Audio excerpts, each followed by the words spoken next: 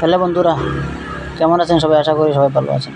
তো বন্ধুরা দেখেন, এই যে একটি গাভী একটু বাচ্চা প্রসব করেছে, তার মাথাটি মানুষের রূপ। তো আমার মনে হয় যে দুনিয়াতে একদম অন্তিম সময় এসে গেছে, মানুষ একদম অধঃপথে চলে গেছে।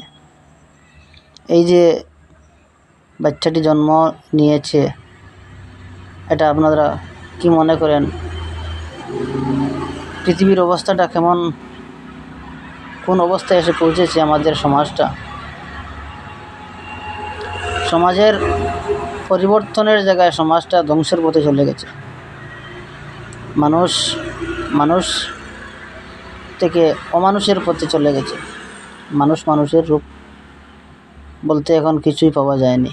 মানুষের ঘরে একদম অমানুষ রূপ ধারণ করেছে।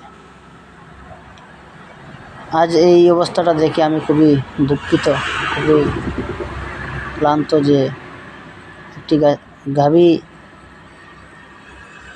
একটি বাচ্চা প্রসব করেছে, সেই বাচ্চার মাথাটি মানুষের রূপ।